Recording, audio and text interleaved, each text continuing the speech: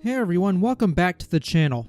This is OSK, and today we're going to take a look at the newly released Scout class in Spellbreak Release 0.19 of the Closed Alpha. This guide will put together all the things I've learned about the class while playing around with it on stream at twitch.tv/OSKakistani, as well as experimenting in the practice mode, and boy, there are some juicy secrets to be had here. If you like these sorts of Spellbreak guides and tutorials, do subscribe to the channel and check out my other guides. But with that out of the way, let's see what the new Scout class has to offer.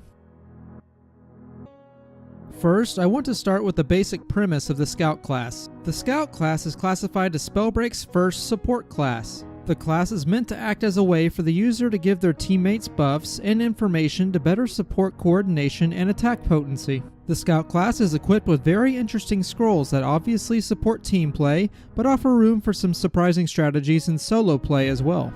Let's get into the meat of the video and take a closer look at the scrolls of the Scout class. The starting passive of the Scout class is pretty cut and dry. With Foresight, the user can see the locations of future shrine spawns. For those of you who don't know, shrines are a location on the map which spawn skill points. Skill points are needed to activate and upgrade your class scrolls, which offer you more buffs and special effects, which often help you to win the match. For playstyles that rely on acquiring as many scrolls as possible, this passive can certainly lessen the impact of shrine spawn RNG, as you effectively are able to get a head start on everyone else on activating the next available shrines in the game world. This passive alone is pretty powerful, and with it you are able to unlock the other amazing scrolls in this class. Let's get to our next scroll.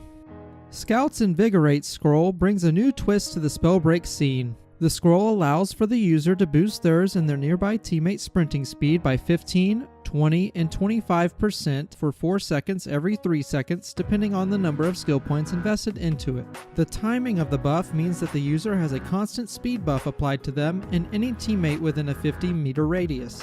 Unfortunately, the increased sprint speed doesn't stack, which means you can't wear student shoes and have speed equal to sprinting shoes, and you can't wear sprinting shoes and double your running speed. Whichever speed buff is the highest will take priority for your top speed. This also applies to running the speed buff from the Conduit class and Invigorate at the same time. Even if the speed buffs don't stack, that means that once you have 25 sprinting speed from the Invigorate scroll, there's no point to running sprinting shoes, which also means that you are free to wear any other type of shoes and still have 25% increased sprinting speed. Does this mean that Invigorate plus Behemoth boots is the new meta? Maybe, maybe not, but we shall see in time. This next scroll is a very interesting one and is honestly most of the reason you should run the Scout class. The scroll decreases your personal spell damage by 30%, but increases the damage applied to the target from literally every other source by 15, 20, and 25%, again depending on skill points invested, for 3 seconds. Now, the wording here is admittedly vague, so let me explain how this works. When you attack a target, if your spell or sorcery hits, the scroll effect activates for 3 seconds. If you hit the target within these 3 seconds, the timer resets. This means that if you attack a target with a spell, the first hit is reduced in damage by 30% with no damage buff applied. However, if you attack it a second time with a spell, the damage will be reduced by 30% minus the damage boost you have unlocked. So if you have 1 skill point in Shot Caller, you will do 15% less damage, 2 skill points gets you 10% less, and 3 gets you 5% less. The key here is to utilize your sorceries. I tested this with Dragonfire both in practice and in game, and Shot Caller does increase the tick damage of Dragonfire by the correct percentages, so this is a bit of a buff to playstyles that rely heavily on sorceries.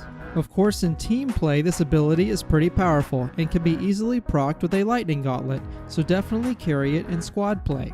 One thing to take note of is that this scroll is not affected by damage done due to class abilities. This means that Lasting Burn from the Pyromancer class and Arc Flash from the Conduit class do not proc Shot Caller and are not boosted by the scroll either, so do keep that in mind.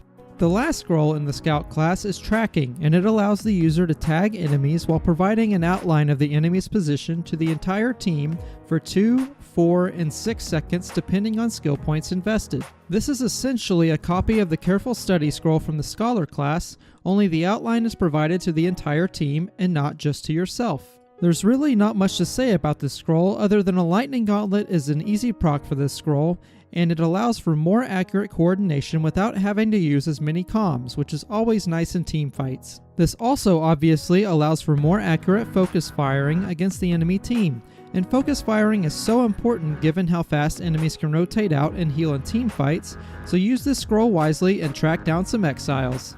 Now that you know the scrolls of the Scout class, let's talk about some synergies. Like I mentioned earlier, the easiest way to proc Shot Caller and tracking is by using a lightning gauntlet given its projectile speed. Another couple of synergies could be using Scout with Tempest for a modified double boulder build, or Scout with Pyromancer for increased Dragonfire damage. There is a lot of potential hidden within this class, so get in the game and scout out some new strategies.